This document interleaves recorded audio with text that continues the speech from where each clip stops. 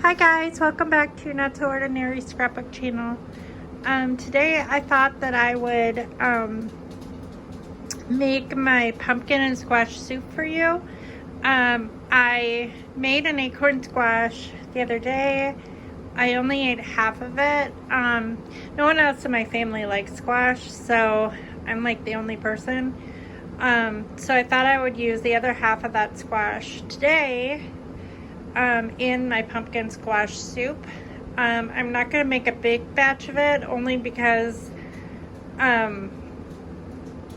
like I said, my family doesn't like this, so I'm just going to make enough for me for a couple days, and that should be fine. So I will only use about half that can of pumpkin, and then I have some pumpkin seeds that are kind of a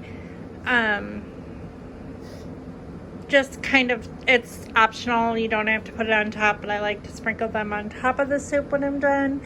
I use chicken broth, heavy whipping cream, butter. You can use powdered ginger or diced ginger, it doesn't matter. I like to use the diced ginger or minced ginger. This recipe is my own recipe, so I kind of made up the measurements for it myself. It does call for real garlic, but I didn't have any, so I'm gonna have to use powdered. And it also, I generally add chili powder, and I am out of chili powder because I just made a pot of chili the other day, so I use the rest of my chili powder. So I'm going to substitute a little bit of paprika instead. So those are the main ingredients to this soup. I'm not gonna, I don't know why I have two things of chicken broth out. I'm not gonna use this chicken stock. I'm gonna use a small container of chicken broth, just because there's no sense in opening the big one. I found the big one first, and then I found the small one in my cupboard. I thought I had some small ones, but at first all I saw was the larger container. So the first thing that I'm going to do, and I'm going to do this off camera, but I'm going to dice up my onion in my food processor, just because that makes it ultra fine. And then I'm going to take it over to the stove, and then I will saute the onions in some like about 2 tablespoons of butter. And once the onions are soft, then I will I'm going to like dice up the cooked squash and then use the pumpkin puree, because I like a little bit of texture to my soup. I'm not going to use my immersion blender, just because I don't really want like a smooth baby food consistency in my soup. So I kind of want chunks of squash in my soup. So I'm going to get started on this, and then I will come back and I'll show you everything once it's in the pot.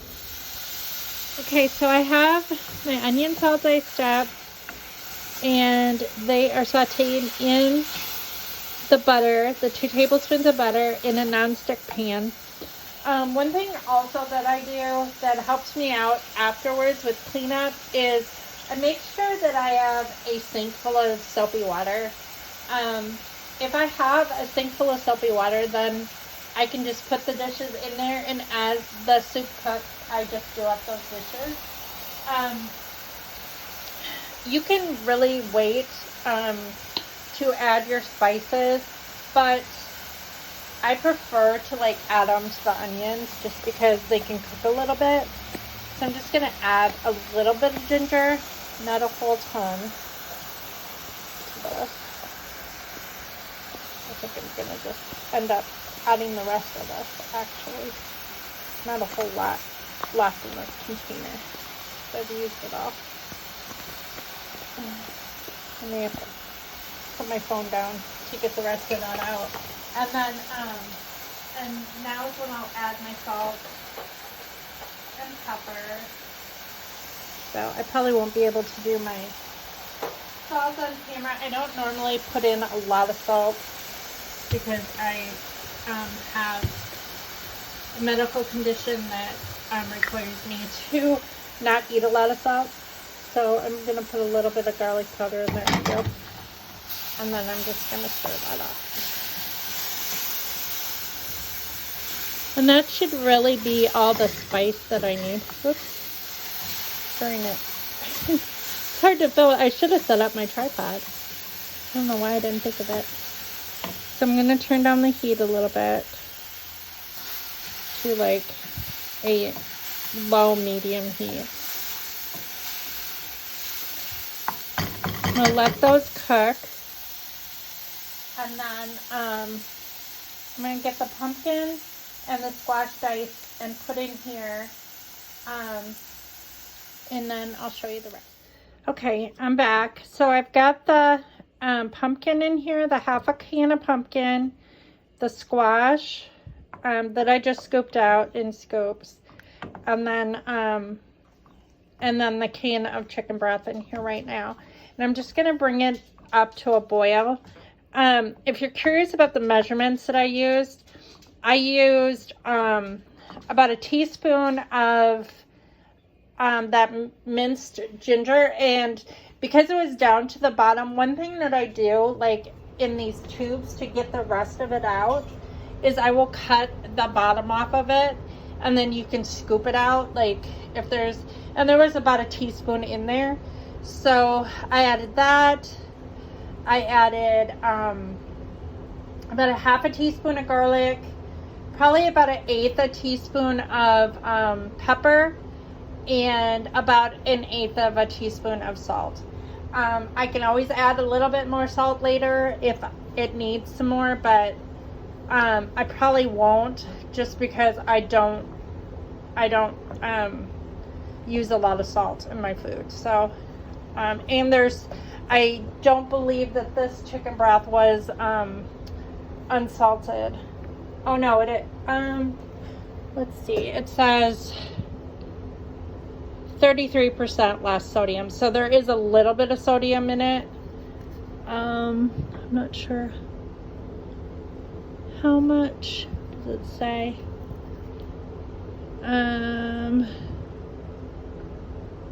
570 milligrams. Well, per can it says 1,000 milligrams. That still seems like a lot for that sounds like an awful lot for 33% less sodium. But so it's probably a good thing that I only added an eighth a teaspoon of salt.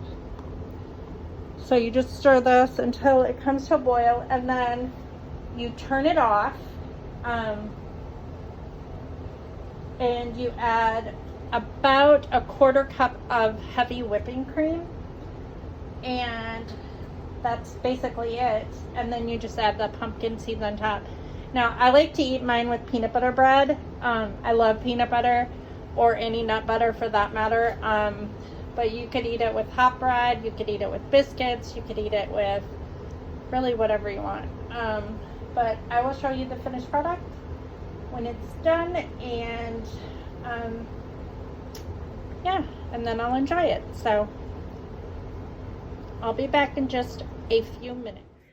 So here's the finished product, and I think that it tastes delicious. I did end up adding about a teaspoon of paprika as well.